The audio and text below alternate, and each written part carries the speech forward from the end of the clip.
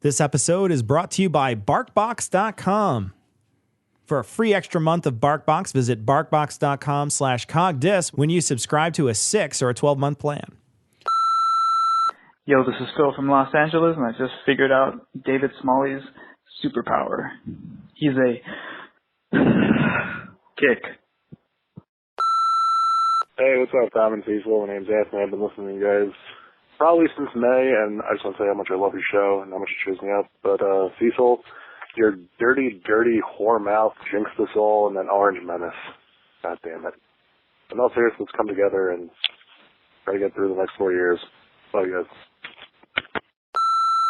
Hi, my name is Zoe, and I'm from London in England, and I stumbled across your podcast when I was living in South Korea, of all places, and just desperately needed something to drown out the noises that I just couldn't understand. And I have to say that with all the terrible stuff that's going on in your country as well as mine, in 2016 it has been an incredible relief to have your podcast to cheer me up and just make me laugh at the world in a way that other programs have failed to do. So keep up the good work.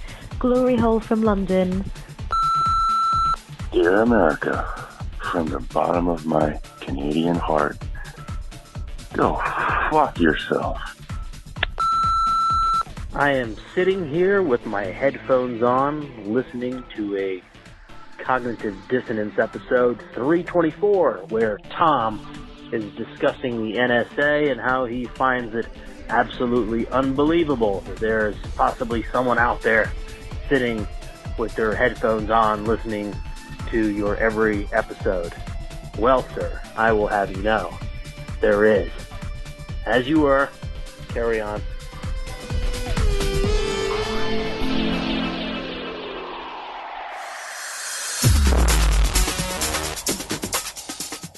Be advised that this show is not for children, the faint of heart, or the easily offended. The explicit tag is there for a reason.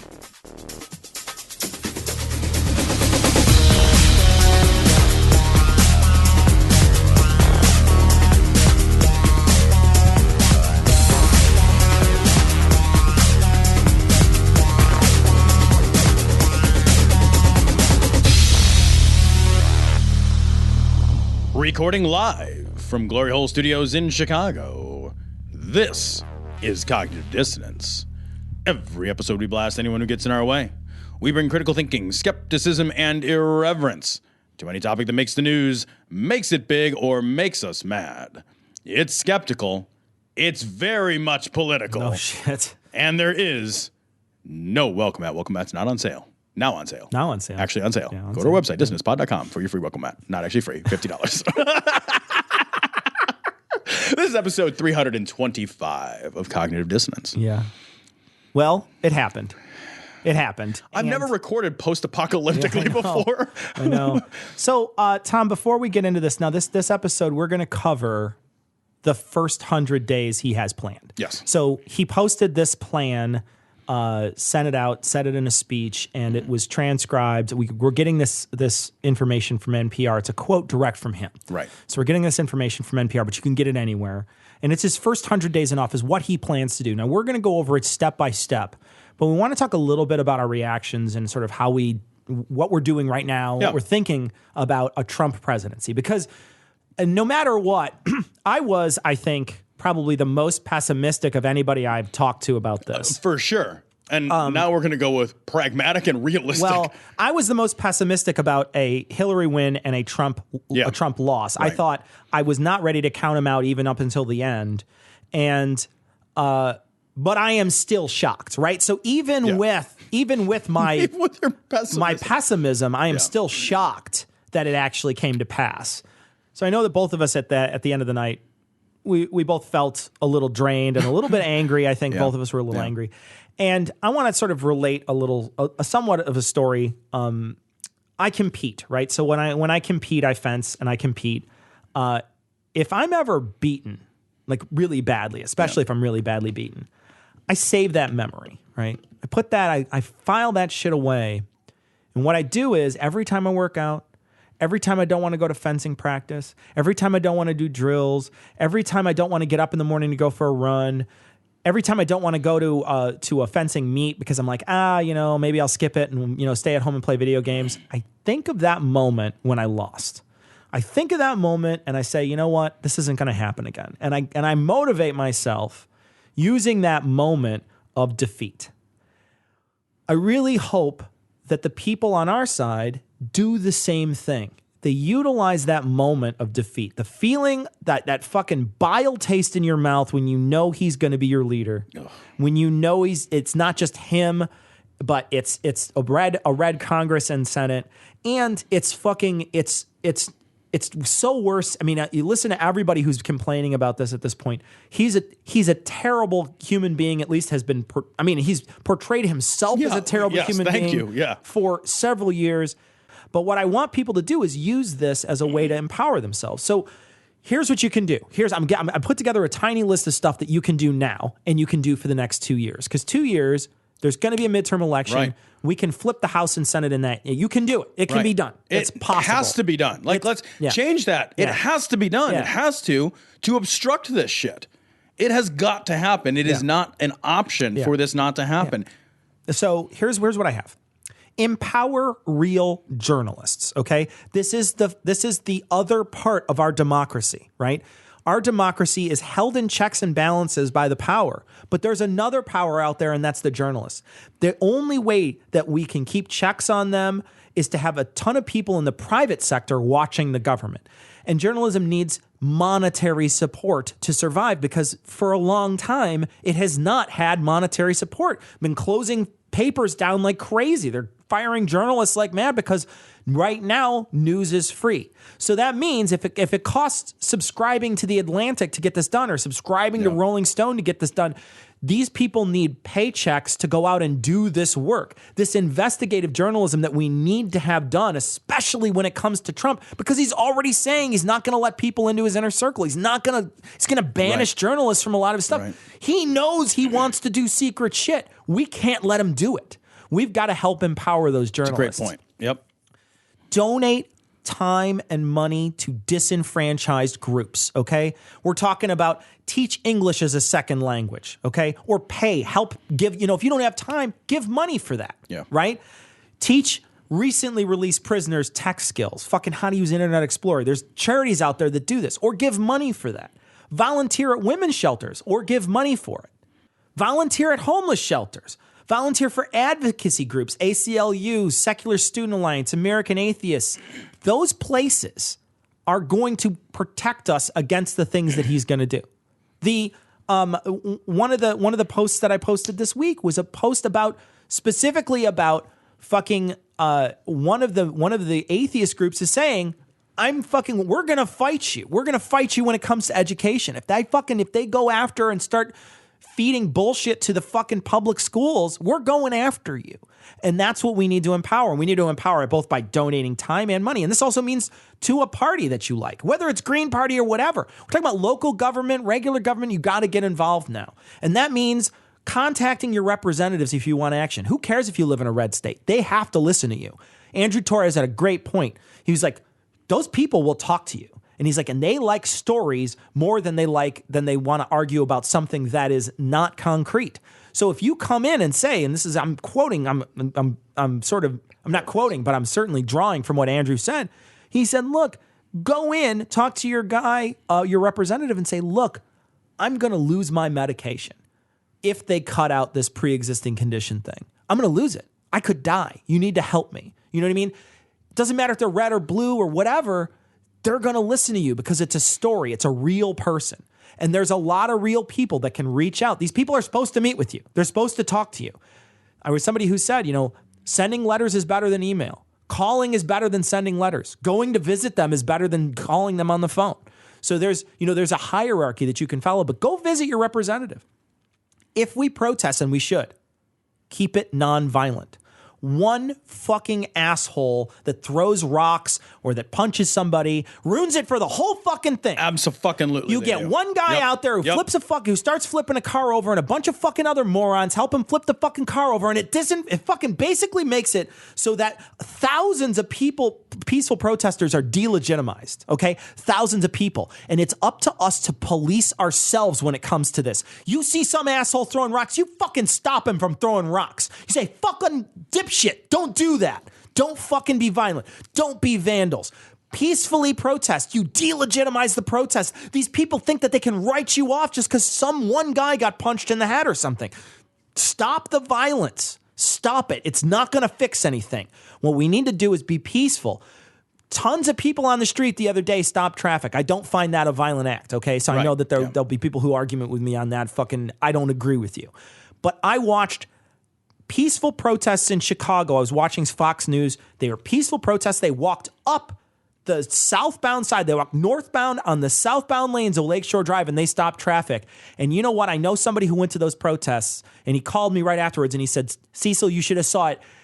Half the people that were there got out of their cars and were high-fiving people, honking their horns. So all this bullshit about, you're stopping traffic and that's dangerous. There's a bunch of people that are in that group that are high-fiving and excited to be part of that protest that they weren't going to be part of. And when you do that, every time they honk a horn, they're adding to the protest, right? Right. They're not walking with you, but they are they're there in solidarity. Yeah, absolutely. Yeah. And so it's important that we're not violent, but stopping traffic is, again, that's how you protest. That's and I don't want to hear like that's not how you, that's bullshit. You don't just stand in your designated area. You take over the streets. That's what you do. But being physically violent is a wrong thing to do. And I think that we need to police ourselves and say, no, there won't be any violence here. And now I know I saw the other day, the people in New York had Trump on a noose. They had a None of that.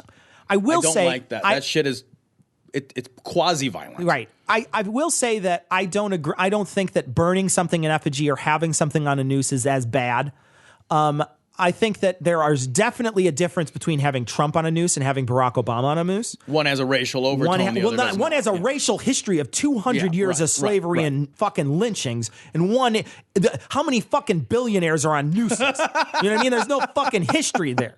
So I don't want to hear that it's the exact same thing. Right. But I think that, we can be funny, we can be clever, we can be angry, but we shouldn't be violent. And that's something that I think we need to push against.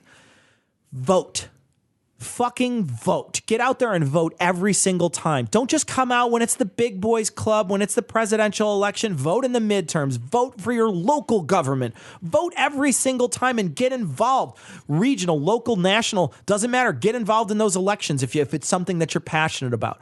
Our government is shit in Illinois. Our government is garbage. Fucking that Rauner is a fucking douchebag idiot who has no idea what he's doing. He's just a rich guy like Trump he's like, I'm taking my hands off the wheel. And it's just fucking, it doesn't matter. He's going to drive this fucking state into the ground. We need to make sure that he gets stopped this next election. And we need to be empowered to do that. And then finally, my suggestion would be vote with your dollar. It's going to be harder, I think, as time goes on to try to figure out which companies really don't deserve your money. But we need to pay attention if people are really sort of sidling up with this administration. We need to stop. And that can be uncomfortable, right? That can be an uncomfortable position to be in because you're like, fucking, I really wanted a new iPhone. Well, maybe you won't get one, you know? Right. And that's okay. We need to make ourselves uncomfortable in order to show them that they should feel uncomfortable. So that's my list of plans of attack. And I think that you can use that fire, that bile of that night to push you. If you don't want to go out there and donate your time or money this weekend, you start thinking about, well, how did that feel when that fucking asshole won? Oh, maybe I should go out and help these disenfranchised groups because they don't have any help. They don't have anybody out there that's going to do it. And they're increasingly not going to. The government's going to keep on dropping that off. So we've got to be there to pick that slack up. Cecil, I think that's an awesome list. And that's a hell of a lot better than what I've put together. I put together a reaction that I'm going to read in just a second. Okay. But I want to comment on one of the things that you said because it just strikes me and I like it very much. If the Republicans get their way, and they will, right? There will no longer be a government social safety net. Yeah. Okay. I mean, we just have to deal with it, right? I can't wish it back into place. Nothing wishing, we can do. Yeah. You know, wishing is not a plan. Hope is not a strategy, right? So fucking throw that shit away. Be the safety net, right? Now it's our obligation. You've got a few extra dollars every month. Go be the safety net. Yeah. Modest needs your help now. Yeah. They need your help more than ever now. Exactly. We have an obligation to be the safety net for the disenfranchised because as a government, we've just said we're not doing it. That's a big part of what we all are. We all just fucking made a great big agreement and shook our fucking hands and said, vote red, goodbye social safety net. Yeah. So if that's something that does not appeal to you, if that's something that you bemoan and mourn, then your obligation is to be one of the wires in the safety net. Yep. I think we can do it. I think we have to do it now. If we don't do it and we're just fucking piss and moan about it, then you're basically lying. You know, you're just lying. You're saying, I care, but I don't care enough to do anything or to spend anything, right? If you don't have anything to spend, give time. If you don't have time, give money. If you don't have either one, then fucking get on the phone. Well, then get on the phone. Do something. If you don't have either one, then you probably need the social safety net. You probably are part of the safety net. You probably need that safety net, true. right? That's true. That's true. So if you don't have either one, you're probably looking for help. Yeah. And hopefully someone who does have one or the other is going to give you what they have. Right. I also want to say, though, really quickly, I want to jump in. There's one more point. And I've seen this all over Facebook, so I almost feel like I shouldn't really be, I shouldn't be re-mentioning it because everybody's been saying it. But stop bullying when you see it. And this is important. If you see somebody being, bullied, if you see someone being pushed around because people feel empowered at this juncture in our time to push people around, stand up for them. Yeah, it's our job to stand up for them, right? Yep. We disagree with that. Well, I'm not going to let somebody, he's talking about, a fucking religious test to come in the country, a list for all Muslims, a fucking registry list. You know what? If somebody's going to fucking attack somebody for wearing a hijab and I see it, yeah, it's game on. Right? I'm going to stop and make sure that they know that they can't do that. And I think it's up to all of us to, if we see that sort of thing, to stop it, to try to stand up. Just like we police ourselves, we got to make sure that they don't do the wrong things too. Yeah, that's a good point, and that gets back to something we've talked about before, which is that I do think that as somebody who wants positive social change in the world, you have to allow no quarter in your life, no quarter in your professional life, in your personal life. There should be no safe place for bullies, for racists, for misogynists, for bigots. Yeah. We empower these people when we don't say anything back. And we just sit and smile. When we all just say, oh, well, he dropped the N-word at the fucking barbecue and I didn't say anything back because it was weird and I didn't want to make a scene. Make a scene. Yeah. Make a fucking scene. It is an obligation. It's more important than it's ever been to make a scene, to put yourself in an uncomfortable role.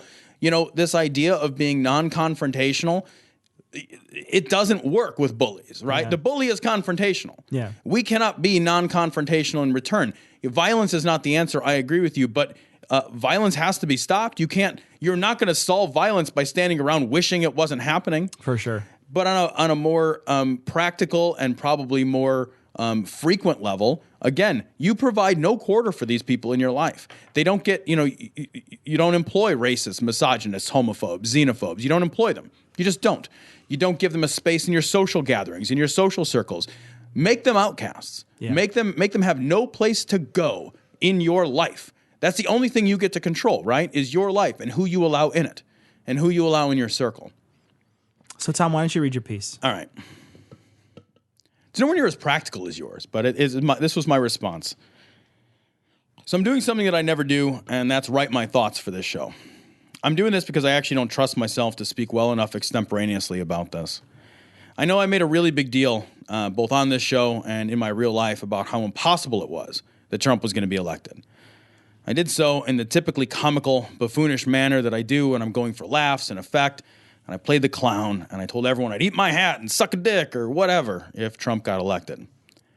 And up until late in the evening on election night, I was still playing the clown because I felt so confident that there was no way, literally no actual way, that America had enough small-minded, angry, bitter, racist anti-intellectuals to make this happen. In the middle of recording that night, I actually texted a reassurance to someone that this would all be okay. And I meant it. I meant it because I believed that America was far, far better than a Trump presidency. A thought that now feels hopelessly naive, and which I'm still having a hard time banishing from my worldview. For all of my put upon anger and my yelling, I am very much an optimist at heart. I always have been. I frequently have to be told by my friends and loved ones when someone is behaving badly behind the scenes, because my inclination, an inclination that I have aggressively resisted changing, is to trust that people, by and large, mean well. And I find myself reflecting on this election and what it means not just for policies that will affect the people that I love, but on what this election says about us as a country. What does this reflect back at us about who we are? And just as much, I find this election personally unsettling, in that I'm forced to re-examine some of my most deeply held beliefs about the general goodness, fairness, and kindness of the people that I pass in the street. The morning after the election, I was on the phone with someone I care deeply about, and she told me about putting her boy on the bus that morning, and she cried. I want to be very clear here before I move on. I want to emphasize something, lest you think this is all just sour grapes, because personally, I'm going to be just fine, right? I'm a late 30s, upper middle class, heterosexual white male. Yeah, you're going to be great. The world is and was literally built for me by other wealthy white men. But my friend's boy, who she put on the bus the morning after a racist was elected to the highest political office in arguably the world, is a beautiful, kind, intelligent, mixed-race boy. And the new leader of his country thinks he is less than his lighter-skinned counterparts. And I wonder, how does he and his family internalize and reconcile themselves not only to Trump himself, but to the evidence around them that they are surrounded by people who, to be the most charitable, do not find racism vile enough to be disqualifying? This is repugnant. And when this attitude was revealed again and again throughout the election cycle, this should have relegated Trump to the dustbin of racist history. That this not only did not happen, but that this may have helped to propel him to power, this should shock our conscience. And it didn't. It didn't for enough of us. And what this says about us and about our conscience unsettles and disgusts and scares me. This is a man who is openly and obviously misogynist.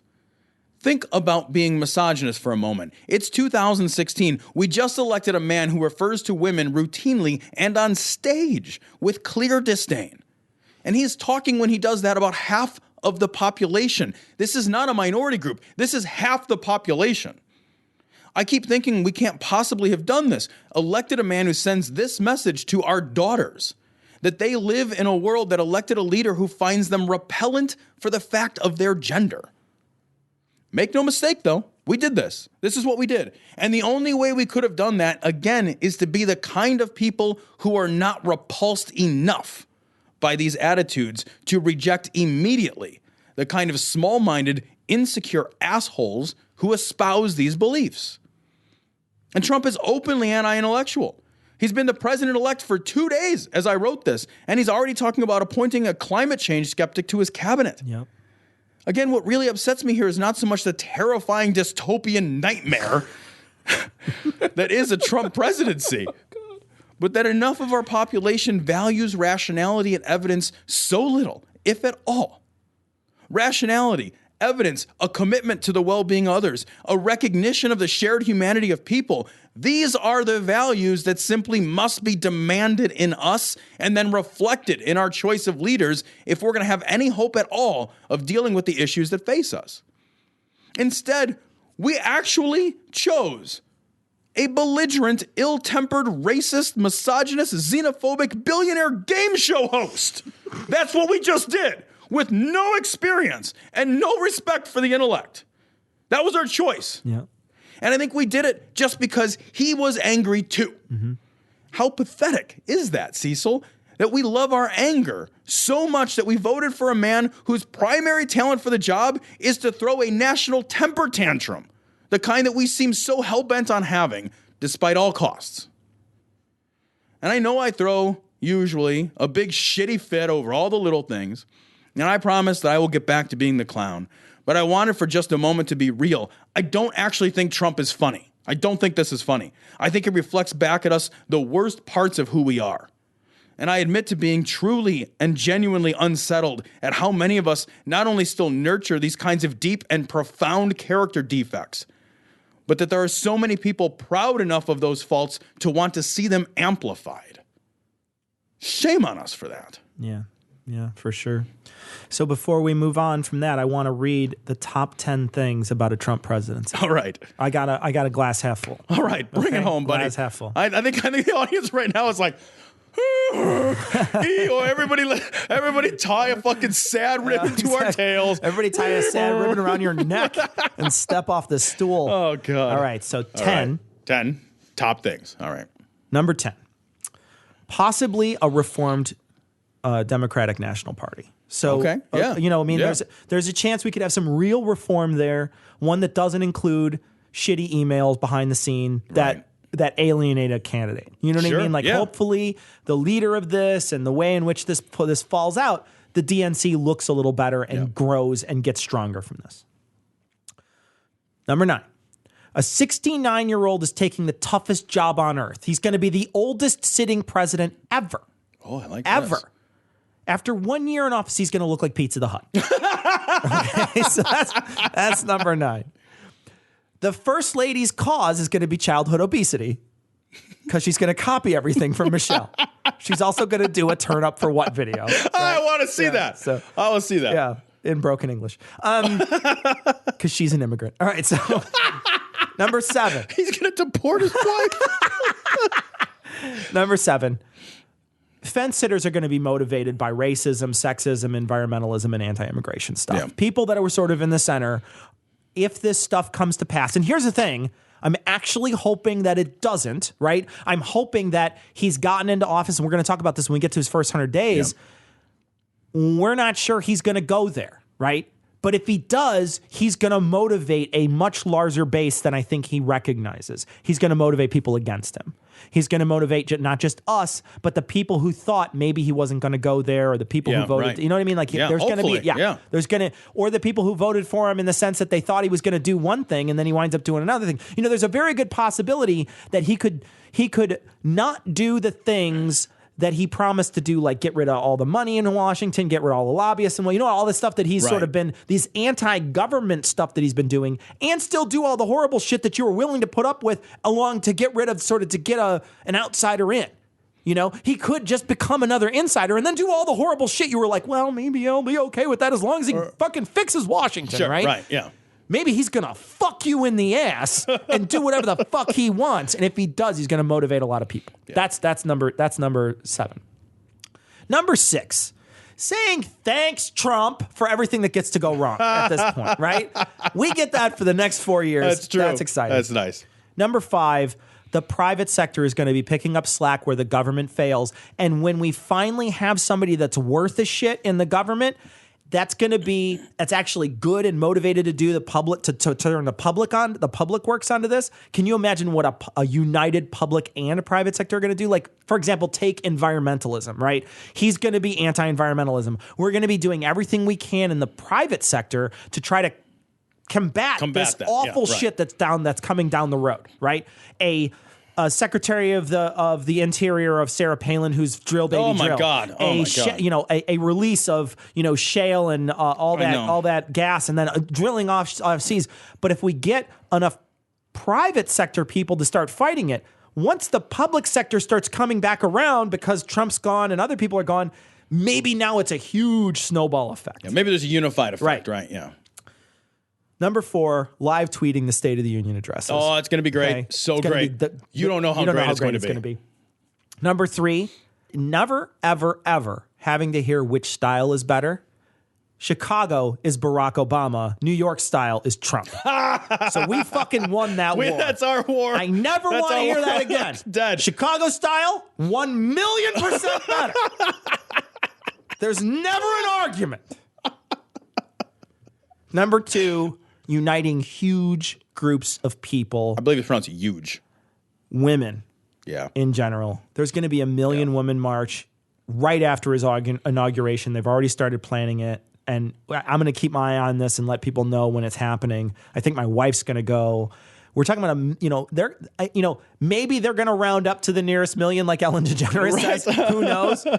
But I guarantee there's enough angry women in this country to go there, travel to Washington, D.C., and walk around for a day and be very, very, to be angry and be present. Yeah. And that will happen. And the number one thing of a Trump presidency, Tom? I'm waiting. The 46th president of the United States, Elizabeth fucking Warren. Oh, right? yes. Right? Oh, that could happen. That could happen. That is dick-hardeningly awesome. Absolutely, right? That would be spectacular. So that's the top 10 things about a Trump presidency. Some of them funny. Some of them very true, though. Yeah, right? no, I think there's a grain of truth in all of them. Yeah, so, particularly the Chicago style. Yeah, fucking A. So, Cecil, I've got a dog. I got a little shitty little rescue dog that I love very much. He's about a 25-pound little bundle of anxiety. Little Fergus. Wee little Fergus. It's the little Fergus, oh, it is. Jesus. Yes. It's Fergus, don't you know? And so the folks at BarkBox, they sent us, I got a BarkBox package, and I got to tell you, like, it's kind of great. It's honestly kind of great because, like, they're all themed and they're fucking cute, and they come with the treats, rawhides. He got like a little ball thing that's in an avocado because it's like a California dreamin' type of thing. So it's like a ball and an avocado that's thrower. Adorable. Yeah, you know, like the kids love it. All the treats are like these all natural treats, and everything it says is made in the United States, all that kind of good stuff. United States or Canada. Yeah. It's a fun little box. And it's a box that's packed full of shit. It's more shit than I ever normally give my dog. Like, if you are the kind of person that goes out and buys treats and buys toys for your dog, it's really like kind of this unique, themed, fun little package for your furry friend. I liked it. I liked it quite a lot. And Fergus liked it. And that's really what counts. It's like Christmas every month. That just comes in a box. Yeah. It's dog Christmas. Dog Christmas every month. Dog Christmas. For a free extra month of BarkBox, visit barkbox.com/cogdis when you subscribe to a 6 or a 12-month plan. All right, so the first 100 days, we're going to take a look at each one of these pieces. I'm going to read each one, and then we're going to talk about each one, Tom. So let me get to the first one here. The first one is propose a constitutional amendment to impose term limits on all members of Congress. I am going to say something that makes me feel weird in parts of me. And I think I'm 100% down with this. I've yelled because it's the only way that I know how to speak. I have yelled about term limits to almost anybody who's foolish enough to engage me in a political conversation. Yeah. I believe in term limits. I think we should have them. I don't know what that answer is. I don't know exactly how it looks like. We talked about it on election night. I believe in term limits. If he could get that done, which he simply will not be able to get this accomplished. And here's why he was not going to get it done is because it requires an amendment because it's already been ruled on by the Supreme Court. So it requires an amendment that's that's a three-quarter ratification or 38 out of 50 states. You've got to convince 3/4 of the senators and to vote against their own best interests. To vote against their best interests. It's never going to happen. It's never, ever going to happen. You have a better chance of getting into the oval orifice of Sarah Palin, I think, than actually. I've seen that video. I'm just saying. I've seen it. I'll tell you what, those two guys, they might not have been able to see Russia, but they had a good view. So that's the first thing. Again, I think that we're going to go through this, and there's going to be several times where I say, I like this. And there are some pieces, even a blind dog gets lucky sometimes. And I may be misinformed on some of it, and I welcome any kind of corrections on this particular episode. Yeah, agreed. Because I may be uninformed when it comes to why I agree with it. Yeah, I think that there will be things that I think I'll agree with because they're written in a way that his proposals are written in a way that encourages agreement. Let's be honest about this. Sure, absolutely. Right? I think all things, though, based on this election cycle, require that. Right. Yeah. So there may be things behind the scenes that I'm missing. Yeah. And I welcome some feedback on that. So second is a hiring freeze on all federal employees to reduce federal workforce through attrition.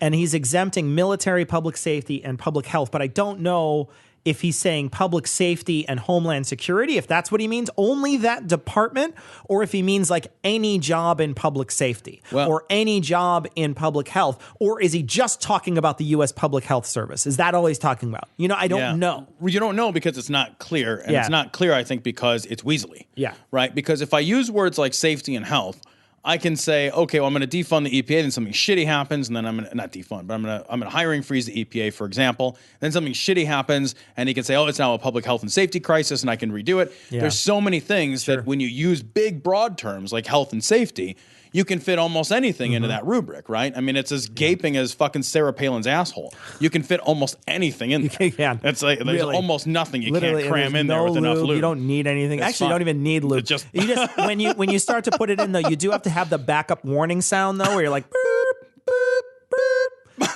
All right. So one thing I will say, though, about this is that he's supposedly doing this to fight corruption, it is not framed as a money saver. It's not framed as a money-saving measure specifically for this. Which is good, because it would be a meaningless line item in a budget. It's meaningless. It's meaningless. And I'm not sure how this fights corruption. I'm actually unclear. I mean, other than cronyism, is he suggesting that this is a... Well, I think he's talking about the emails where specifically Hillary was giving out jobs and things and appointments based on how much people donated. And he wants to stop that. So there's a hiring freeze. So it's not like you gave $1 million to my campaign. I just made you the fucking mayor of Cheeseland or whatever. Right. You know? But, I see something like that, and a hiring freeze sounds like a good idea, but there are so many times where, you want to accomplish something, you need a person to do the work. Right. And a hiring freeze is such a blanket solution.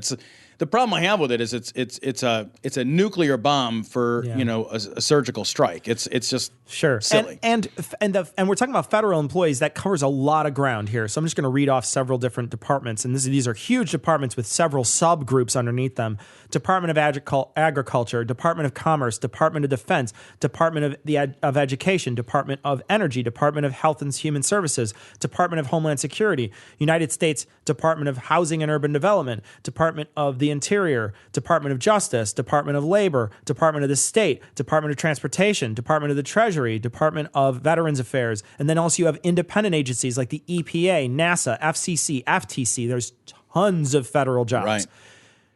And we're cutting out, we're having a hiring freeze on it all. Yeah. Have you ever been a part of a hiring freeze in an organization that's worked out? Yes. And are they ever the most effective way to run that organization? Because I have been part of hiring freezes, and they are on a departmental level, they're somewhat disastrous. Yeah. Because they're agreed to at a very high level, and we say, okay, we're going to do this hiring freeze across the board. And that sounds great because maybe things are down across the board, but on individual bases across large organizations, it can really damage your ability to perform necessary actions because not everything is moving at the same level, at the same speed, at the same trajectory. Sure. Hiring freezes they're broad solutions that don't address microscopic problems, and I don't agree with them in general. I think they're stupid. All right, so third is a requirement that every new federal regulation, 2 existing regulations must be eliminated. So arbitrary. What it is it's a small government move. It's like making him look like it's small government. And he has said 70% of regulations can go. He's been quoted as saying that. So that means that, and we're talking about governmental regulations. This can be from anything from regulations on food, regulations on, we're talking about things as simple as that. Right. To regulations in banking, regulation. We're talking about government regulations. These cover tons of different areas. But here's why I think this is just a show. That's all this is this is a dick pic. It doesn't mean anything. It's not going to attract anyone, right? Sure. Because, if I am the first thing that would occur to me is I would say, okay, guys, we have a regulation we want to propose. I'm going to turn to my staffers and I'm going to say, get me every bullshit, outmoded regulation that no longer even refers to something the government does anymore. Yeah. And I'd start repealing, like, I want my regulation to do A. And I would repeal the regulation about, horse and buggy whips. Yeah, buggy whips and fucking anal sex on Sundays. Right. And so there's going to be a fucking gazillion of those things that are unenforced and, meaningless. Yeah. And those will get, eliminated. There'll be no actual change, right? Yeah. This is a show. This is not actually anything that means anything. So, fourth, a 5-year ban on White House and congressional officials becoming lobbyists after they leave government service. Great. The current ban is 1 year, okay? And this stems, again, from the WikiLeaks emails that came out. But, however, I just want to point out that several leaders on Trump's transition team are former lobbyists. Yeah. And this is according to the Washington Post. So there's several of them are former lobbyists. So we're not sure whether or not this is actually going to go through. If these people are the people that are in his ear, this may get wiped out in his first 100 days. We'll see if this actually goes to. I don't personally, when I see this, I think that sounds like a good idea. I don't want to see somebody who just worked for the White House becoming a lobbyist because they know a ton of people. They have that connection. You're in, and it's like, all right, next year when you get out of government, I got a nice cushy CEO job over at lobby.org, exactly, right? Right. Fuck all that. Yeah. I don't hate this. I don't hate this at all. I think, money in politics, just like term limits. I think money in politics is a real fucking problem. All right, so this is again leaning to the same thing. Fifth, a lifetime ban on White House officials lobbying on behalf of a foreign government, and this is again for the WikiLeaks emails. Yeah. It doesn't bother me. I don't think lobbying on. Maybe somebody can tell me why that's bad, but for me as an outsider, I'm like, yeah, okay, that sounds fine. Yeah, I don't dislike that. It doesn't bother me. And then again, number 6, a complete ban on foreign lobbyists raising money for American elections. Again, this seems like a good idea. However, that's sort of interesting now that we're getting stories that, Trump has contacts between Russia and Trump pre-election. Right. I know. Right. I know. So come on, buddy. Yeah, on one hand, he's like, oh, you can't raise money, but you certainly can employ, ways in which to dig into things and whatnot. It's sort of like, get your hand off my dick, because there's another hand already on my dick. Get your hand off my dick because somebody's watching, but it's okay to do it in secret. Yeah. All right, so this is now shifting away from his first set, and this is going to the second set. He says, on the same day, I will begin taking the following 7 actions to protect American workers. Now, these are all focused on the American workers. He says, first, I will announce my intention to renegotiate NAFTA. So now, NAFTA, what it is, I just want to explain it really quickly. What it was an agreement between the 3 nations that are in North America, right? So, the 3 major nations that are in North America. The ones that count. The ones that are not tiny. The ones that are not the tiny little. I'm joking. Yeah, absolutely. But it's true, right? It's Canada, the United States, and Mexico. It's those 3. It's mainly those 3. Yeah. And so basically there was a ton of tariffs back then, tariffs between trading, and they cut all that shit out. They said, no, we're gonna phase them out, and they started phasing them out. They also established a health and safety and industrial standards based on so we can have trade between the two. There's also side agreements on moving jobs to Mexico, and there's side agreements on pollution. There's expanded telecommunications trade, reduced clothing trade barriers, more trade in agriculture, increased investment opportunities, increased intellectual property rights, and expanded contract bidding that all came with NAFTA. So all that stuff's wrapped up in NAFTA. And so that's where he wants to renegotiate NAFTA. Now, one of the things that happened right away was the president or prime minister of Canada immediately said, I'm willing to talk to Trump. If he wants to renegotiate, let's renegotiate. So immediately someone was already ready to renegotiate. Sure. But right now we have 0 duties on our trade with Canada and Mexico. And I don't know how you get a better deal than that. Are they going to give us money? You don't get a better deal than 0 duties. Like I don't understand what exactly is he hoping to get out of it? Well, I think what he's hoping to get is tariffs from Mexico. I think that's what he's hoping to get. I think his, I did a little reading about this, and I will say that what I focused my attention on is, what do economists think? Yeah. If this were, and I didn't read it so much as a renegotiation, because that's weaselly. Like what he has said is he wants to eliminate it. Renegotiate or eliminate. Yeah. But he says here clearly. He says renegotiate. Mm-hmm. Yeah, but then I think he also says or eliminate, right? Yeah. I think he says, or withdraw from the deal. Sure. So, and a lot of his stump speaking was saying NAFTA is the worst thing that, we've done, blah, blah, blah, blah, blah. So economists, by and large, are not in favor of this. Economists, one of the problems is with renegotiating or eliminating something like NAFTA is it's already here. Yeah. It allows for, free trade between these countries. Again, I know this is a pretty controversial. NAFTA was controversial when it was passed. Sure. It remains controversial now. If you were, however, to repeal or withdraw from NAFTA, most economists agree that this would cause a tremendous downturn in the economy. Yeah. This would not have a positive effect on economic futures.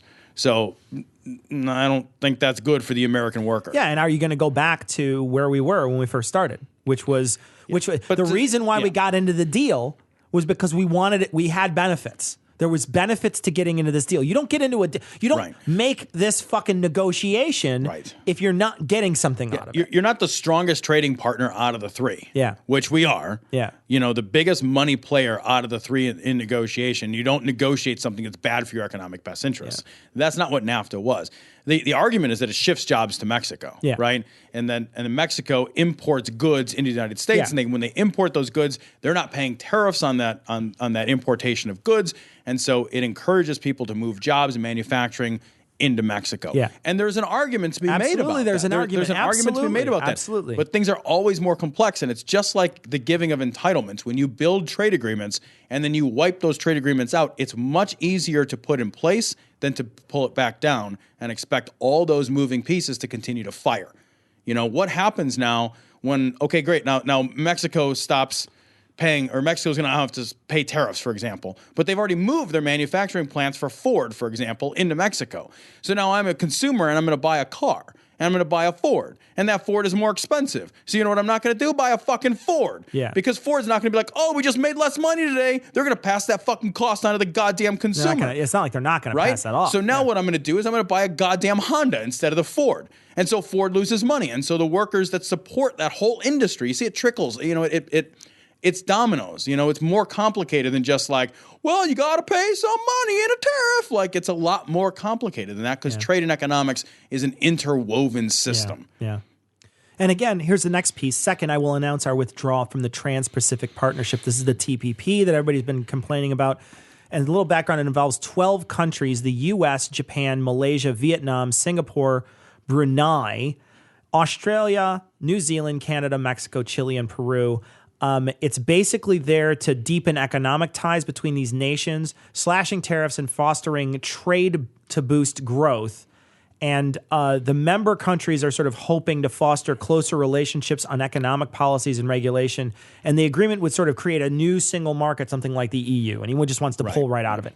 There's been some groundwork that's been laid on this by President Obama, but it's never going to get past anything before they get in, so nothing's going to happen. This is not going to happen. Essentially, it's just not going to happen. This was not, like, as soon as, on Tuesday night, you knew TPP was dead. It's dead. It's just so dead. it's a non-issue. So the idea that it's in here is like, well, he said this before he got elected. You know what I mean? Yeah, fair enough. Yeah, Right. So third, I will direct my Secretary of Treasury to label China a currency manipulator and the Chinese chiropractors as spine manipulators, I think. They're going to change all their feng shui of their money. So I want to read a quote I got from foreignpolicy.org. All right. If the Treasury finds that manipulation is taking place, the law requires them to take action to initiate negotiations for the purpose of ensuring that such countries regularly and promptly adjust the rate of exchange. As a number of experts have pointed out, the United States and China already are in negotiations over China's exchange rate, so it's not clear what a label would actually change. Well, I think that it is clear what a label would actually change. It would appease people who are angry at China. That's all this is. This is another dick pic, right? Like, it's all show, no action. Yeah. So, fourth, I will direct the Secretary of Commerce and U.S. Trade Representative to identify all foreign trading abuses that unfairly impact the American worker and direct them to use every tool in the American You're reading this and the same way. international law to end those abuses immediately. Yeah, and this basically is like, I will fix problems. I know, right? Okay, thanks, bye. Yeah. Number 5, make it great again. Yeah. So great. Like, what does that mean? That doesn't mean it. You know, it's just like, what asshole isn't going to do this? Right? You know, this is like when you're in a meeting and somebody's like, "Okay, I'm going to take these action items and we'll regroup next week." It's like, nothing you said means anything. You didn't say anything. Nothing you said means anything. Fuck you for not saying it. All right. So fifth, I will lift the restrictions on production of $50 trillion worth of job-producing American energy reserves, including shale, oil, natural gas, and clean coal. Great. So, in other words, goodbye, climate. Well, we're basically going to cover bears in oil. This is I know, like fucking just hose them down. It's like fucking making it rain on the bears. You know? If you're just like dumping barrels of crude on them, we're going to inject our kids with asthma now. That's basically what we're going to do. Oh, I thought you liked greasy turtles. Yeah, it's basically the same fucking thing. That's a throwback, buddy. Same fucking thing. Holy cow. Yeah, that's Hillbilly God right there. Holy cow. All right, so this is from Think Progress. Open up federal lands for unfettered coal extraction, support offshore oil drilling, and generally move away from any kind of international climate cooperation is basically what this means. Yeah, okay, it's terrifying. The thing is he's saying this is job producing. Okay, so we went to PolitiFact to find out, whether or not this is job producing. And it's the pipeline that had it been constructed. This is a pipeline. This is, I think, the Keystone Pipeline. Had it been constructed, would have only resulted in 50 permanent long-term jobs. The rest of the jobs created by the pipeline would have been temporary construction jobs lasting only 4 to 8 months. Of the pipeline's effect on the larger economy, the Washington Post said, the impact is barely a ripple. And that's one of the things that people don't understand is that, it's the reason why, the tar sands fluctuate back and forth, right? If the energy isn't cheap enough to get, then there's no use in getting it, right? We always go for we are looking for the lowest hanging fruit when it comes to energy. And we're constantly shifting that position. I think that's the part that people sometimes, and I don't mean to interrupt you, I'm sorry, but I think that's the part that people sometimes fail to consider is that there are so many sources for fossil fuels globally now, right? And we're going to do whatever's cheapest today. We will literally make changes. The energy industry pivots very, very quickly in terms of where it's willing to buy its bulk resources from. Yeah. So we're willing to pivot and do tar sands if that's cheaper today. But if tomorrow Saudi Arabia or OPEC opens up their production, then we're just going to buy it from them and not buy it from the tar sands. Yeah. And we make those changes at an incredibly fast pivot. Yeah. In the energy industry, futures move constantly and quickly. Yeah.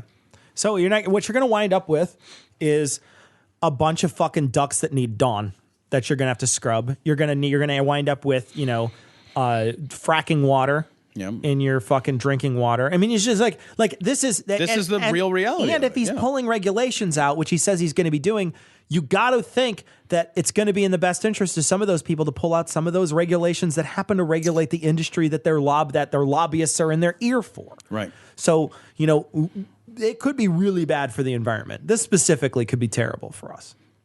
And, I don't care. I don't have any kids, right? So I'm going to die in fucking 10 years or whatever, however long I got, right? 10 years, please. However long I got, right? Optimist. I'm going to die before Optimist Prime before the Trump presidency's over. But I'm going to die, and I don't have any fucking legacy. I don't have any kids I have to worry about. You know what I mean? Like, I clearly there's kids I care about, but they're not my kids. You know what I mean? Like, these kids are going to be, what? They got 50, 60 years left? 70 years in some cases? Yeah, right. Yep. 80 years? What are we going to look like in 80 years if we're fucking wiping our ass with the United States as it is? Like, it's got, I don't think that stinky toilet paper gets better with age. You know what I mean? That's depressing because I've got those kids. Yep. I know. It's a horrifying. I mean, and then you start talking about the climate skeptic he's got picked for the EPA. I mean, this one is really nightmarish. Yeah. It's really nightmarish. We keep, and I know we joked about this on a previous podcast, we keep moving tipping point past tipping point We're just in terms of climate change. Yeah. My kid, I got a 2-year-old, it's 2016. If he lives to 80, we're talking about a kid who's going to, die in 2096. Sure. What does his world look like in 2096? I guarantee it's drastically different than the world that I live in. Sure. And I'm constantly wondering when I wake up in the morning and take a hot shower, if this is going to be, when that turning point is when I'll stop and say, remember when you could just casually take a hot shower anytime you wanted? You could take 2 a day. Do you remember when you could do that? As much as there are so many parts about living in a world right now where the use of energy is casual, the use of clean water is casual, the abundance of fresh, clean air. It's not the case already in China. Go to fucking Berlin right now. I don't know if it's right now, but you remember when they had, they got to wear fucking masks. You can't see your hand in front of your face, and it just hung like a pall in the air. Yeah. For months and months and months. Beijing. Thank you very much. I'm sorry. You said Berlin. Did I? What a fucking asshole I am. What an asshole. It's probably dirty there, too. Let's be honest. I meant Beijing, but I'm retarded. It's okay. Yeah. It's okay. But I mean, think about that. Yeah. Like, that's a world I don't have to I just wanted to stop the emails. That's all. You know how that is. We're still going to get them. Fun's going to tweet at me like, Tom doesn't know the difference in Berlin and Beijing. Oh, fuck me. Actually, right? I don't. I don't know the difference. Never been either. They're probably not real. All right, so 6th, this is again the same thing. Lift the Obama-Clinton roadblocks and allow vital energy infrastructure projects like the Keystone Pipeline to move forward. Great. Yeah, again, this is the same thing. 7th, cancel billions of payments to the UN climate change programs and use the money to fix America's water and environmental infrastructure. I just want to say real quick, what I could find what we pay to the UN. Now, I did some digging. Please correct me if my numbers are off. But after digging for about 30 minutes to try to find out whether or what we pay, I came up with $3 billion. Are you fucking kidding So me? if you make $100,000 a year, that's like $78. That's like $78 fucking dollars. And in 2020, they expect the cost to be up to $100 billion, but that's split among nations, and that's sort of what the Paris talks are about. But $100 billion, again, even if we're paying it, is not a it's not a lot of money in the grand scheme of things. In the grand scheme of things. Not at all. But and I do not think you get much infrastructure for $3 billion. Yeah, I don't think you get on a national scale. On a national scale, I don't think you get a lot. Again, this is one of those things that he's saying, like, look, I'm going to do this thing. I'm going to cut out this shitty thing, and I'm going to make America great again by doing this thing because we don't agree on climate change. So he's saying I'm going to do, and what he's going to wind up doing is a pretty horrible thing because they do stuff with that money, and that's a good thing that they do. And then you're going to take that away, and you're going to have what? You're going to make, made a bridge. Yeah, right. That's exactly, and that's the thing, right? Like, it's not like he's going to reinvest it into climate change programs in the U.S. Yeah, he's not going to take the money and take it from an international scope and make it a national scope. Yeah. That's what he kind of words it as. Yeah. That's not what's going to happen in the real world. Republicans don't do that. And he's not going to make a fucking new deal for everybody either. You know what I mean? He's not going to be hiring tens of thousands of workers to make new roads and new, whatever. He's not going to do that. No Hoover Dam is being built. Not going to do that. Right? Yeah. So again, this is another thing that he's shifting now. This is all a different, he's talking about a different shift. Additionally, on the first day, I will take the following 5 actions to restore security to the constitutional, I will take the following 5 actions to restore security and the constitutional rule of law. So first, cancel every unconstitutional executive order. And there are a ton of these. Yep. This, you could just scroll down. This is from Obama. You could just scroll down. Yeah. But the thing is like, there's a range here. We're talking about certain things like how we interrogate terrorists. We're talking about sanctions against certain nations. We're talking about immigration. We're talking deportation. These things all range throughout here. I know. So there's some stuff about pay. There's other stuff. The other thing, too, is he can kind of decide, from what I've been reading, he can kind of decide that any of them are unconstitutional because there's some people who think that it might be unconstitutional. My suggestion is, and I don't know a lot about this, but I think that Andrew Torres and Thomas Smith will probably do an opening arguments if they haven't already on executive orders. Well, and I did some reading on executive orders, and he can, with the stroke of a pen, get rid of any one or all, or so he can do it. And so that's the thing with an executive order. Like one of the things Obama did when he first came in, like George Bush had an executive order saying no embryonic stem cell research, and Obama was like, not so much, and he just, he made and now he can come in. Now Trump can come in and be like, well, I'm undoing what you did. Yeah. Like that is the power. And we talked about power creep. Did we talk about power creep? A little bit about when that 7-hour podcast that we did. Yeah. Let's talk a little bit more about power creep because that's something that occurs to me and worries me about this particular subject. So over the course of the last 16 years, George W. Bush and Obama accelerated the pace from George W. to Obama. And then I think one of the things that scares me is that I feel like Trump will continue to push and Obama didn't really push back on it. That's the thing is he didn't say, I'm going to take some of my power away. No, he didn't really do that, right? Absolutely not. So, yeah. So when I talk about power creep, I'm talking about the use of executive orders, right? And so there are a handful of things, and by handful, I mean dozens and dozens and dozens and dozens of things that the president wants to get done, and the legislature is not getting done, and so he can sign an executive order. And the constitutionality of executive orders has been debated back and forth, and I don't know enough about it to speak terribly intelligently, but I know that it's controversial and it's been debated. But a number of things get done or get wiped out, meaning like, hey, we're not going to allow this any longer through the use of executive orders. As that power creeps, and then you put it in the hands of a guy like Trump. Yeah. The thing that scares me is that I think that Trump is going to have a hard time getting some of his things done, even with a Republican House and Senate. And I think he's the kind of egoist and narcissist and guy who has been dictatorial in his control of his companies, because that's how companies run, that I think that power creep will only accelerate. So if you're worried about the constitutionality of executive orders and the power creep toward the presidency and toward the executive branch, this is only going to accelerate that pace of change. Yeah, concerns me. There's two ends. There's less powerful and draconian, and I think it's going to lean toward the draconian. And there's with Trump? with Trump, of course. Of course it will. All right, so second, begin the process of selecting a replacement for Justice Scalia from one of my 20 judges on the list. I hope some of them are alive, who will uphold and defend the Constitution of the United States. And so there's a bunch of people I don't know. I looked through this list. They're just a bunch of federal judges that I don't know. One guy, Senator Mike Lee from Utah, is the other one. Yeah. And then Glenn Beck had mentioned him. I can't imagine this being anything but a horror show. I don't know enough about these judges. I could have spent plenty of time. I could have spent hours researching how they handle this stuff, but I don't know how to research a judge well enough. So I'm going to leave it at from his track record so far, and from him getting Pence to agree to it, and even Ted Cruz saying, I like this list. To me, it sounds like it'd be something bad.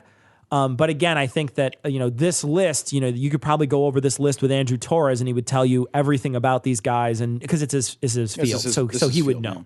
But let's how you can know is because he can say that Trump stood in front of everybody and said Scalia is basically a national hero. Yeah. I want to replace him with somebody just like it. Well, we know enough about Scalia to know that guy terrible. Was a goddamn nightmare. Yeah, he was an awful person. Right. I just hope they find somebody fat and dead. Yeah. That would be great. That would be amazing. They'd just keep dying. They'd make the same level of decisions. Just keep dying. Exactly. Just appoint somebody and they keel over, and the next they just keel over. They pop like zits. They walk into there and just poonk. Jeffrey pop those fucking guys. Like fucking gremlins, All right. Third, cancel all federal funding to sanctuary cities. And a sanctuary city, if you don't know, is where they don't prosecute people for being undocumented. It's basically like a city that legalizes an ounce of weed. Right. It's like that sort of thing. You won't be prosecuted if you go here. There's a whole list of sanctuary cities that I found. Chicago's on it. And I want to read Illinois, actually, because I think it's kind of funny. Chicago has Champaign County, Illinois, Chicago, Illinois, Cicero, Evanston, and then Cook County, which includes Chicago, Cicero, and Evanston. I know. Isn't that funny? I guess maybe what they're saying is that the county won't prosecute you as well as these three cities. Yeah. That might be what they're saying, but I just thought it was funny. I was like, it might have been just an order of operations. Could be thing. too. The city may have done it first, and then But if you look at some of these, there's big cities on here, as well as some, not so big cities. Miami, Florida, and then Jupiter, which is 60,000. And this list ranges all over the place. This list is huge. There's a ton of places in the United States where people will not get prosecuted based on just being an illegal immigrant. So, and there's a number of mayors. He's going to cut all federal funding, which and there's a number of mayors who are like, fucking bring it, son. Seattle was like, great story. Yeah. Guess what we're still doing? Yep. Being a sanctuary city, because it's more let's not pretend that these cities do this out of the kindness of their hearts. Yeah, right? They're not doing it because they're fucking humanitarian. It's economically viable. Yeah. That's what they're saying. And that's why Seattle and other cities that have come out and said, yeah, all right, what your federal funding isn't worth. Yeah. The economic impact of not doing this, right? That's what they're saying. This is a dollars and cents issue. Absolutely. And his proposal to get rid of federal funding to sanctuary cities, that's a knee-jerk reactionary thing to do for people that are anti-immigrant. Exactly. It's going to cost money and jobs. Let's not pretend that it's not. It's just like when we fucking drug test people that are on it's just a welfare. fucking feel-good thing for fucking assholes. All it is so that you can look down your nose at someone a little more. That's all it is for. Right. And that's what this is for. Yeah. Fourth, begin removing the more than 2 million criminal illegal immigrants from the country and cancel visas to foreign countries that won't take them back. And technically, they're all criminals. Illegal immigrants are all criminals. So technically, he can do whatever he wants. And he also overstates I think he's talking about violent criminals, but he's overstating the level of crime by illegal immigrants. It's just not to the level that he says it is. I know. I read that one and I was like, that actually doesn't really mean anything. It doesn't mean anything. It doesn't. There's nothing in there. Exactly. Not honestly. Fifth, suspend immigration from terror-prone regions where vetting cannot safely occur, and all vetting of people coming into our country will be considered extreme vetting. They waterboard you with Mountain Dew. Yeah, they have to. They actually snowboard you with Mountain Dew. It's different. Extreme vetting. Snowboarding with Mountain Dew. I don't know what it means. Yeah, they just make a board out of snow and hit you with it. And so you just say, I don't want to be here anymore. They take a Mountain Dew slushy, and that's what they use to waterboard you with. It's cold. It gives me brain freeze, and I feel like I'm drowning. You have to like jump off a cliff and base jump into the country, But yeah, so it's extreme vetting, and I'm not sure what this does for asylum law, right? So like one of the things that we have is asylum law. We have a way in which somebody can say, I'm seeking asylum. Just like when we talked about Ayaan Hirsi Ali, how she came to Belgium or the Netherlands, where she came there and she was seeking asylum. We have a similar law. We have a way in which people can seek asylum in the United States based on being persecuted. At what level does this extreme vetting sort of supersede this? Because it's based on where they're coming from. I mean, so my understanding is that this is actually one of the president's most broad powers, is that he can do this. He can absolutely. He can decide. Sorry, man, you're from Syria. Tough shit. It's real sad. It's just you get the fucking nose stamp on coming in here. It's not that I disagree with vetting people that come into the country. It's not that I disagree with that. But there's already a process. There's already a process for it. And, I understand.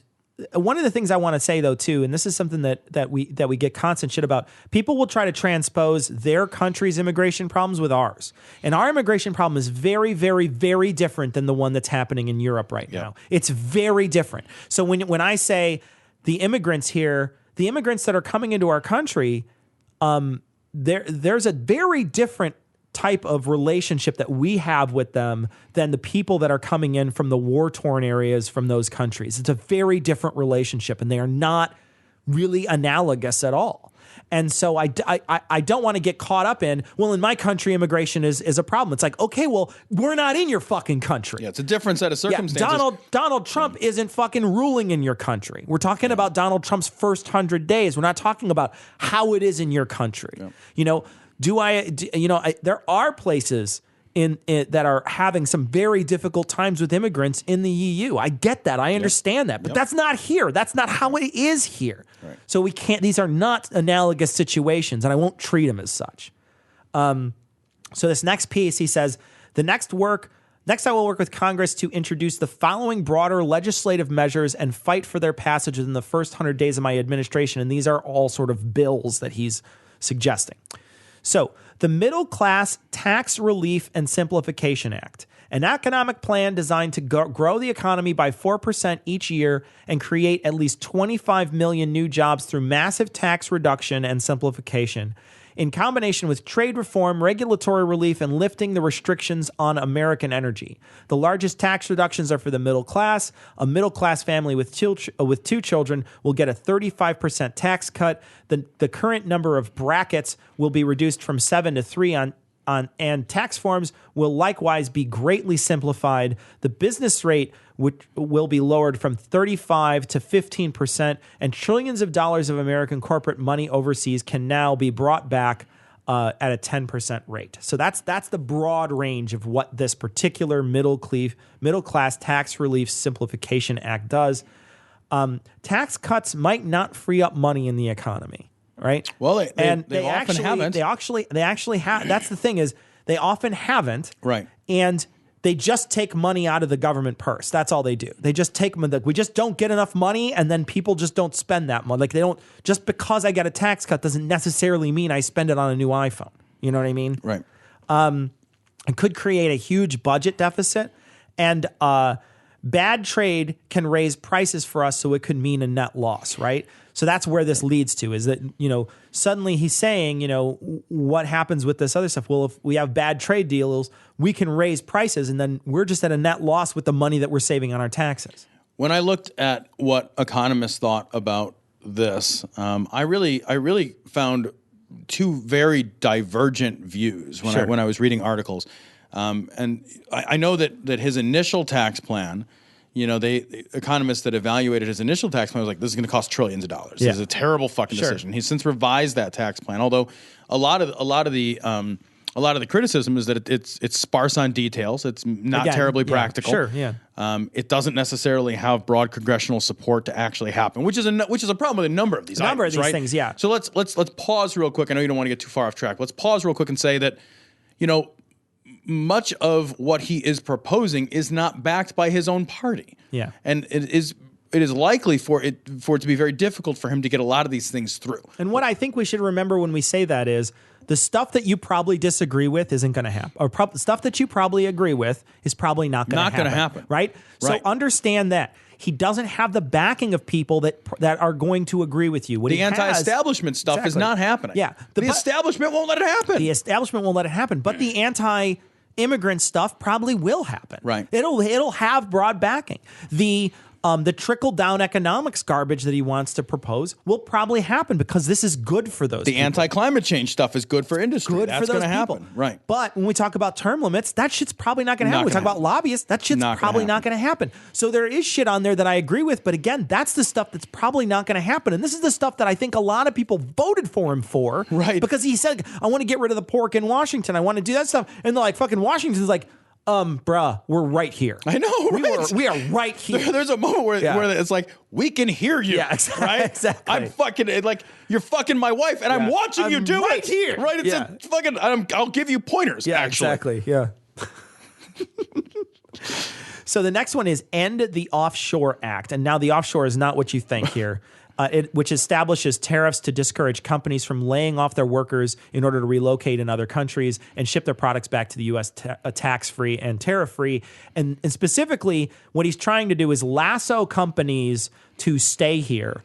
And what that means to me is that may not want the people that hear this may not want to come back to the United States if they realize that they're going to be stuck here. You know what I mean? Because if you say, look, I'm going to discourage these companies by creating tariffs, right? By creating tariffs for you, I'm going to discourage these companies from actually relocating. Well, if I'm away, right? If I'm away, If you're already gone. if I'm already you're gone, not coming back. I may right? not come back and be like, oh, well, fucking, because if I want to leave, I want to leave at my whim. I don't want to be stuck here. You know, this isn't Hotel California. You know what I mean? Like, and I don't know that that's going to encourage businesses to stick around. Well, I think that dovetails, to be fair to him, which I don't want to be, but I think that dovetails with the point about the middle class tax relief. He says the business rate will be lowered from 35% to 15%, and trillions of dollars of American corporate money overseas can now be brought back at a lower rate, at a 10% rate. So I think that's the inducement, and he would try to make a bigger inducement to offset the sticking point. But I think that you're right in that companies don't like to be bottled in. They don't like that. Yeah. There may be some companies who will say like, how would your company feel? no, They would be like, fuck you. No. Yeah, I'd be like, fuck you, bruh. How Yeah. about I fucking leave? Yeah. You know what I mean? Like I think one thing he's not counting on is the spite factor that a lot of companies will, they'll just be like, fuck you. I know how I am as a consumer, right? Yeah, right. I'm a spiteful consumer. You're a spiteful person. I am a spiteful. You're the spideyest that's very person true, I've known. Very true. But you I'm have a spidey sense. But You're a spite man. if you had a superpower, it would be angrily leaving a shopping cart in the middle of an aisle. I have on several occasions had a full shopping cart, and if they don't get enough people to run registers in Chicago, I just leave the entire shopping cart and leave. I'm like, fine, you don't want my money, put all these groceries back. I don't even care at this point, but I understand. Your ice cream's melting and your meat's gone bad. Fuck you. I don't care. I don't care enough. I'll go waste my time and energy somewhere else. Yeah, I know. Right? I'll go to another fucking place. And I have a feeling like he's not counting on that. He's thinking, oh, well, they'll only think profits. And I think companies will eat some profits to prove a point. Right? I think that Some might will. happen. I think some will. Yeah. I think some also, like, nobody wants to be the guy who made the decision who 2 years from now you're bottled in, right? And now you're losing money. Yeah. Right? I think because of a tariff that you didn't expect, and you can't make that decision. Yeah. Having economic flexibility is huge. Yeah. For organizations. All right, so the next one is the American Energy and Infrastructure Act leverages public-private partnerships and private investments through tax incentives to spur $1 trillion in infrastructure investment over 10 years, and it is revenue neutral. I was looking at this, and this particular bill has already passed the House. And the bill would make changes to permitting requirements for pipelines and other energy infrastructure at international borders instead of obtaining a presidential permit. Sponsors of oil pipelines and electric transmission projects that cross international borders would be required to obtain a certificate of crossing from either the United States Secretary of State or the United States Secretary of Energy, and that's from Wikipedia. It was passed in the House in 2013, but I suspect there's a Senate holdup, and that's why he brings He's got this it up, in here, right? Yeah. So This is done. This one's going to be done. I mean, this one, if it passed the House, it's done. It's just going to happen. It's in like Flynn. The next one is kind of horrifying. This one is School Choice Act. Oh, my God. We've talked about school choice. I fucking hate it. This one is School Choice and Education Opportunity Act redirects education dollars to give parents the right to send their kid to public, private, charter, magnet, a religious or home school of their choice, ends Common Core, brings education supervision to local communities, and it expands vocational and technical education and make 2 to 4 year college more affordable. I agree with some of this stuff, but it's so vague. It's like, okay, well, great. What does that mean? Make 2 to 4 year college more affordable? I don't know what that means. I don't know what that more means technical education. I like the idea, but what does that mean? Right. End Common Core. Again, this is a witch hunt that they've been on for the last however long Common Core's existed, and they've been on a witch hunt for it. So I want to talk about 2 things on this that bother me. The end Common Core, you can't end Common Core midstream. Common Core, it would be very problematic to not give it an opportunity to now play out. Yeah. You can't, you just, what are you going to flip that fucking switch in the middle of somebody's educational experience? Yeah. Come on. How much time, energy, resources already been put into place? We're not even going to find out, like how effective it is. We're not even going to give it a fucking chance just because people are mad that they have to do math a different way. It's fucking retarded. And then the whole idea of like, well, we're going to give people a choice to send their kids to wherever. Yeah. You're funding religious schools. Yeah, exactly. That's what you're the vouchers. cut out. It's all a this voucher shit. system. It's the voucher system. Voucher systems are fucking full of problems. We've talked about these problems ad nauseum. I don't want to repeat them. The voucher system is a way for federal dollars to fund private religious institutions. Yeah. It's just a backdoor way to fund religious institutions. The next one is repeal and replace Obamacare Act. It fully repeals Obamacare and replaces it with health savings accounts. That's not actually true. He's already talking about keeping some provisions. The ability to purchase health insurance across state lines and lets states manage Medicare funds. Also, Ryan's talking about eliminating Medicare. Reforms will also include cutting the red tape at the FDA, where over 4,000 drugs are awaiting approval, and we especially want to speed the approval of life-saving medications. I don't know what kind of red tape you're cutting. If you're cutting medical regulations and shit, that actually sounds more problematic than it's fucking worth, right? I understand, that government processes build up some red tape, but is some of that stuff in there for safety? Because if it is, what the fuck? Like, here's some more Vioxx, guys. I had a heart attack. Yeah. Right, awesome. Also, right now, he's talking about the pre-existing conditions things. Before they mentioned this, I was hearing about women going in to get their IUD replacement now. So because they have 5 years, even though they have like 2 or 3 years left, they're like, well, just take it out and put it back in. Can you just fucking be like, can you figure out like where to go with that? I'd like an oil change while you're in there. Can you change the tires? Do whatever. I need to drain the fluids. I just need a whole lube change. I need a quick lube. I need a new chassis. So no, but seriously, there's women out there that are like, fucking, what if Pence gets his way and says there's no birth control or something? I was talking to somebody the other day. I was like, fucking get your tubes tied now. Like, if you were going to do it, now's the time. Now's the time to do it. Affordable Child Care and Elder Care Act allows Americans to deduct child care and elder care from their taxes, incentivizing employers to provide on-site. It should be on-site. I think it's on-site child care services, and creates tax-free dependent care savings accounts for both young and elderly dependents with matching contributions for low-income families. I don't hate this. I like this. I don't hate this. Yep. I wonder where the tax breaks come from. Are we making more of a deficit by doing this? Again, we're talking about tax breaks. And also, one of the things that really bothers me about that, the Republican Party is we love tax breaks, but we hate welfare. And it's the same fucking thing, essentially. You know what I mean? Like, it's like, we love these tax breaks, but it's like, well, why don't we just provide this stuff? Why don't we just provide for people who need it this stuff? Instead, what we're doing is we're saying the people who can easily afford it are getting tax breaks on it, and the people who can't afford it, they're just fucked. I like this a lot, actually. I don't know how it would be put into place, but I think what something like this could do is it could incentivize people to enter the workforce that right now are disincented to enter the workforce because they have someone to care for, and they have to match the cost of child or elder care before they make a profit working. Yeah. So if more people enter the workforce, it's more tax dollars that are created. Sure. That's more money that moves into the economy. That seems like a good thing. Also more MILFs in the workforce. That's all I'm saying. Hey, what's up, ladies? The next one is End Illegal Immigration Act. It fully funds the construction of a wall on our southern border with the full understanding that the country of fucking Mexico will be reimbursing the United States for the full cost of such a wall. They will not do it. They've already said they won't do it. I don't know where you're going to do it. I don't know what you're going to fucking like. I don't know what you're going to do. Well, he said he's going to do it by the imposition of tariffs and by taxing remittances. Okay. That's how he said he's going to do it. So whether he could, by doing those things, get the money from Mexicans, not Mexico. Right. Right? And that's a little bit of a difference. That is a difference, yeah. It's a little bit of a difference. It establishes a 2-year mandatory minimum federal prison sentence for illegally re-entering the United States after a previous deportation, a 5-year mandatory minimum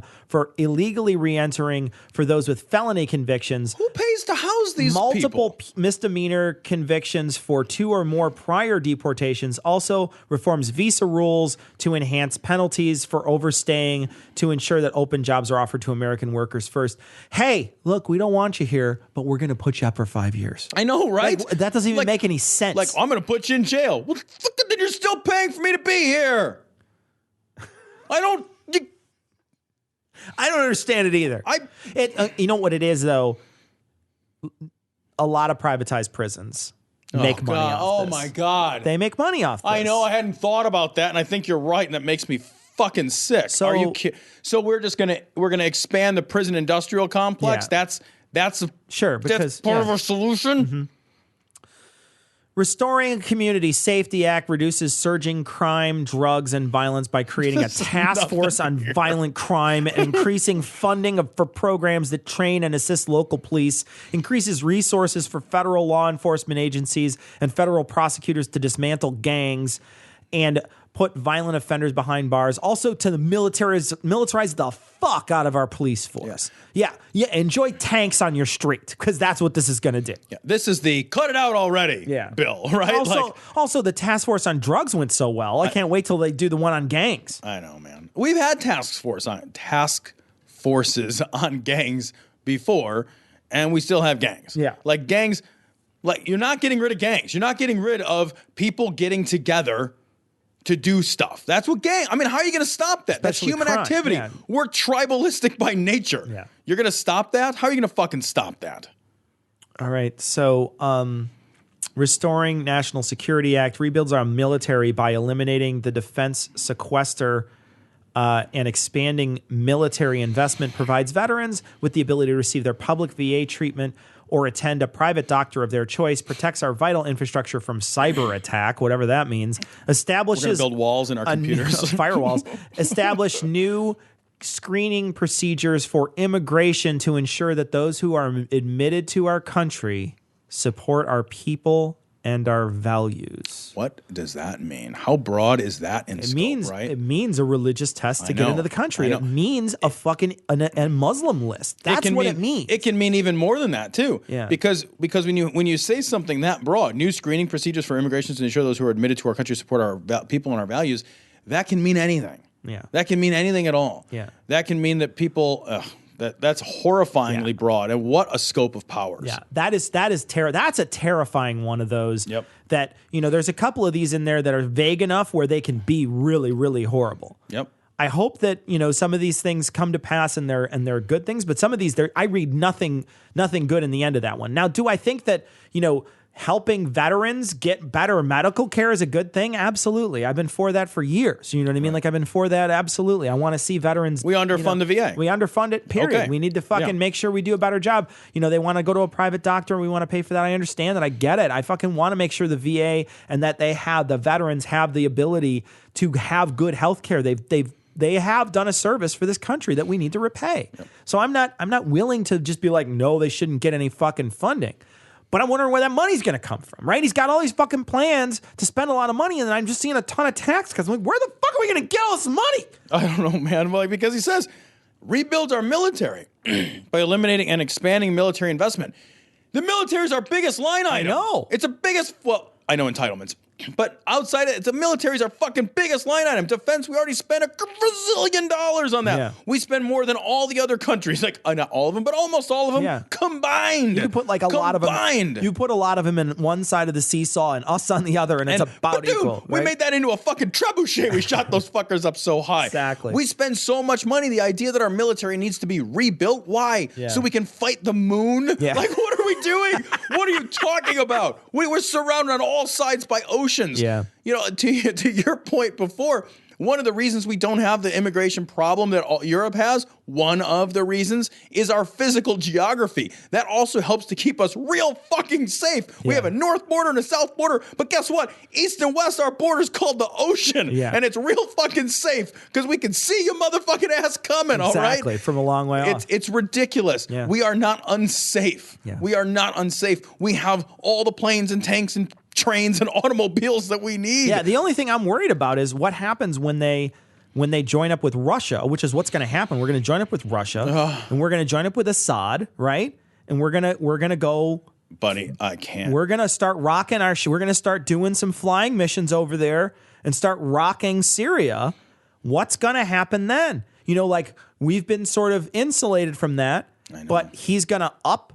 When we talk about what he's going to do, one of the major things he's been talking about doing, and this is specific in this last one when he's talking about the cyber attack stuff, he's talked about turning back on keyword logging for citizens, not just for fucking like people that are they're watching or whatever. Like he's talking about for everybody, right? So when fucking Jim Baker had his underwear pulled up over his eyes in a wedgie, freaking the fuck out about what Obama's doing. I know. What he really needed to do was be worried about what Trump is going to do because Trump does not give a fuck. These are people who are going to fucking piss away your freedoms for the illusion of security. The illusion of security. It's not real security either. Absolutely. That's the thing that makes me crazy. If you're gonna fuck me, at least give me something in return. But here, all they're doing is they're like, we're gonna take away your freedoms. Can you imagine, Cecil? Can you imagine? I'm shifting, but can you imagine a strategic military alliance with Russia? Yeah. No, I mean, that like, could be. It could be very soon. Are you fucking kidding me? We're at that place. January 30th, maybe. You don't even know. The other thing, too, is he's also going to be appointing people, and this is the next thing we're going to be talking about, but he's also going to be appointing people.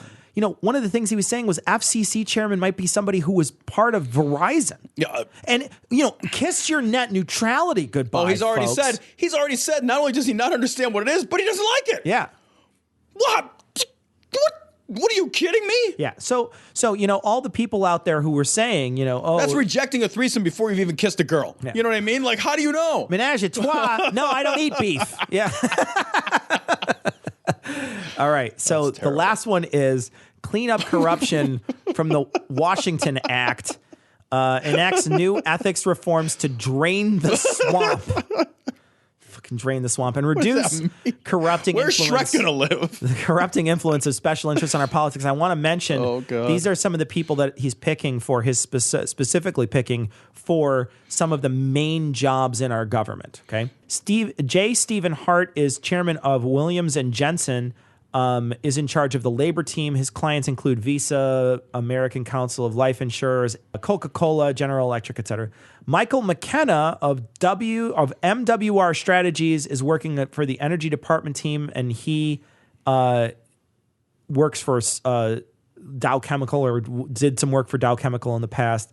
These are all people that are just like, they're with these huge corporations. David Bernhardt of Brownstein Hyatt who leads the Interior Department team. He lobbies for Westlands Water District in Central California. So he's a lobbyist, right? Another guy. There's all these lobbyists that he has lined up. He keeps saying, I'm going to drain the swamp, drain the swamp, drain the swamp. Motherfucker just keeps pouring buckets of fucking goop in there, right? Exactly. Yeah, I know. Just fucking. He's like, I brought you some alligators and ferns. Anyway, no swamps for us. I could keep reading, but there's a ton of these people that he's got set up that are lobbyists already, that have been lobbyists, that are set up for his teams, that he's claiming he's going to reduce these special interests in politics when he's hiring people from the special interests to pick people that are going to be the politicians in those positions.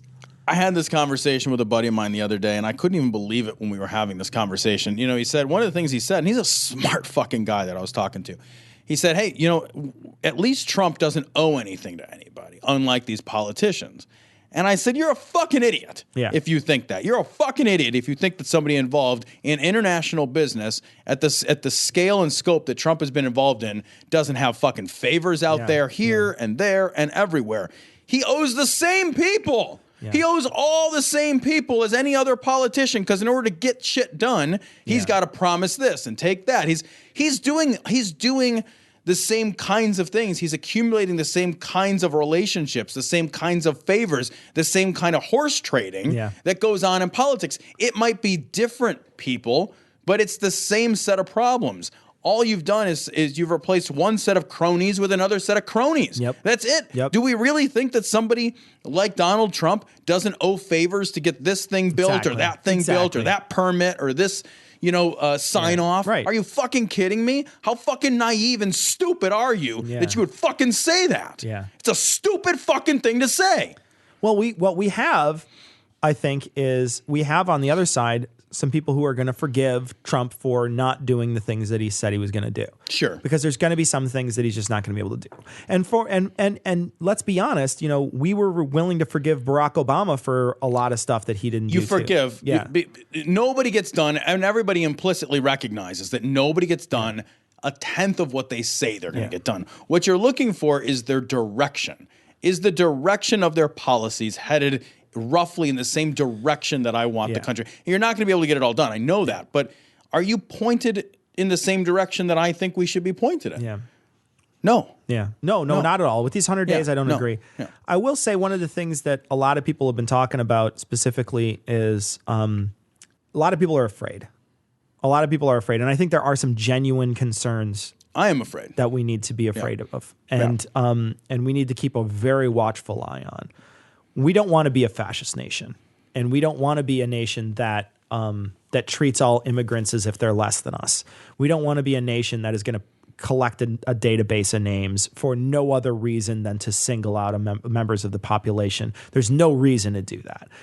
We're just singling you out as an other, and that's an awful thing to do. So there are some very good reasons. People that are, that are here that, I was talking to my buddy who was doing the march here, who's marching in Chicago, and he told me, he said, look, I teach kids here in Chicago. I'm a school teacher in high school, and these kids in my class, they're terrified that they're going to get deported. These are kids that have been here since they're 3 months old. They don't have another country. They don't, are they illegal? Yeah, they're illegal in the sense that they've been here since they're 3 months and it was against their will to come here. But they're that 3 months until now, America is the only thing they know. Not really, they don't speak any other language.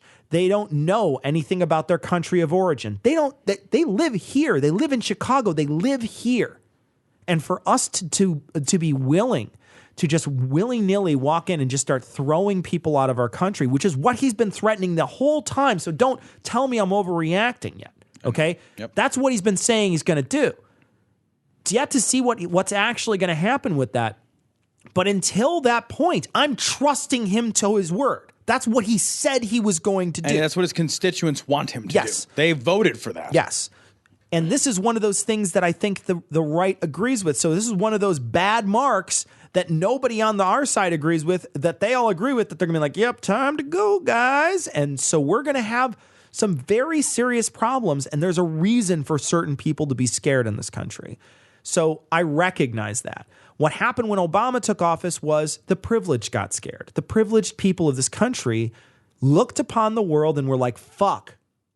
Oh my God, he's gonna take our guns away. He's gonna take my nice paying job away, my cushy life away. A black person's gonna move into my neighborhood now. All these things. All this stuff that they said was gonna happen under Obama, the guns being didn't happen. Nothing. None of it happened. Right? None of it happened.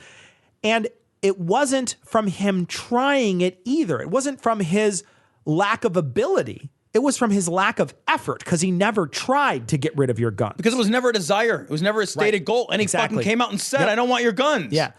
But people did. People pushed back against that. Now it's the other side. Yeah. Now the privileged is in office. And they're going after the people that are underprivileged, these marginalized communities.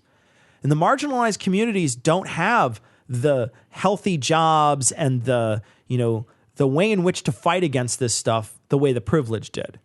And so we've got to step up. We've got to step up and protect people that need protecting now. In this 100 days, there's a few things in here, but like we said, there's going to be a lot that's good. I think some of this stuff's just going to roll right past. And the stuff that's going to roll past is the bad stuff. That's the stuff that I don't think anybody here really wants, or anybody with any foresight really wants, right? People that don't mind clear-cutting our economy or our environment, they don't give a fuck, right? They're here for now. How much blood can I squeeze out of this stone right now? I don't give a fuck about long-term consequences. That's the kind of people that are in power right now. So it's going to be a long, hard road for these next 2 years. Minimum. Yeah. Minimum 2. But these first 100 days are going to be rough. They're going to be rough. And we'll see where he goes with this. He's starting to pull center with some of the things he's saying, but we don't know where he's going to be because he hasn't done anything yet and he hasn't had any power yet. Yep. We'll see what happens in those first 100 days. And he's a wild card like we've never had before. Yeah. I want to point that out. Two things that I'll say before I leave it.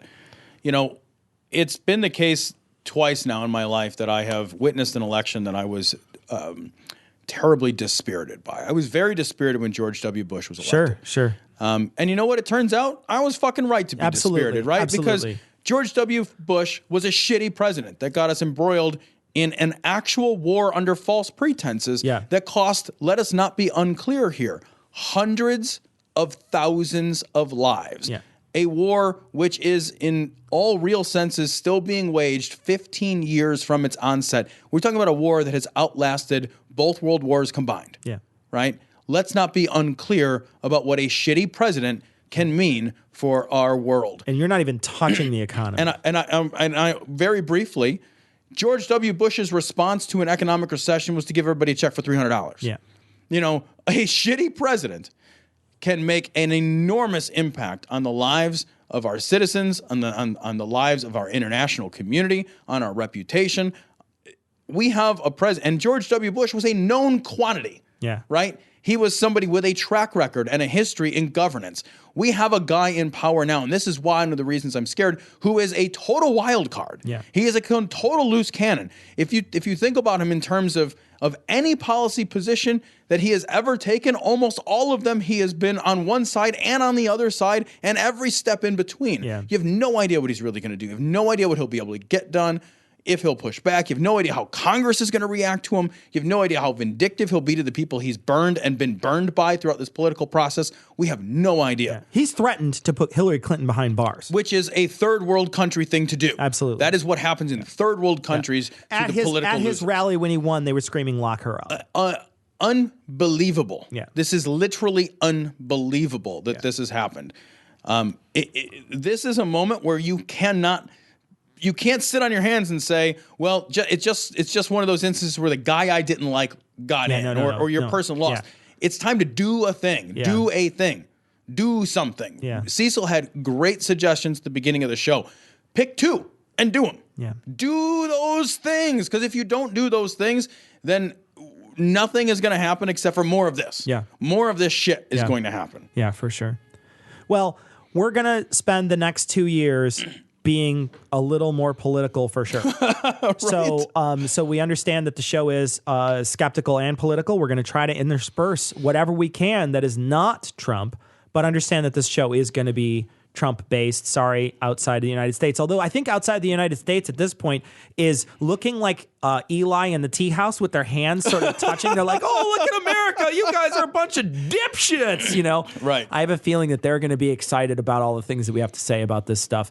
And while we're hiding in our bunkers, eating our Jim Baker slop over the next several years, we're going to try to put out, I think, some pretty good shows. But we're going to leave that for the next time. And we're going to leave you like we always do with the Skeptic's Creed. Credulity is not a virtue. It's fortune cookie cutter, mommy issue, hypno-Babylon bullshit.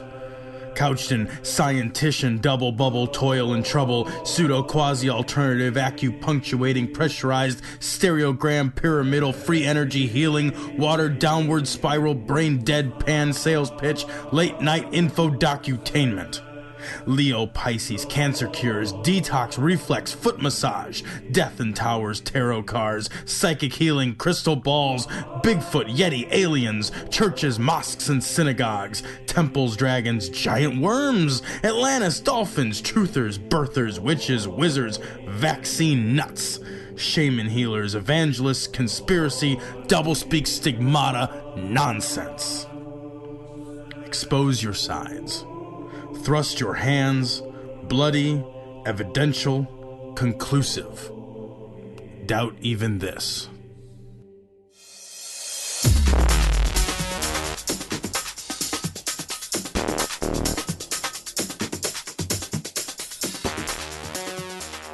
The opinions and information provided on this podcast are intended for entertainment purposes only. All opinions are solely that of Glory Hole Studios, LLC. Cognitive Dissonance makes no representations as to accuracy, completeness, currentness, suitability, or validity of any information, and will not be liable for any errors, damages, or butthurt arising from consumption. All information is provided on an as-is basis. No refunds. Produced in association with the local Dairy Council and viewers like you.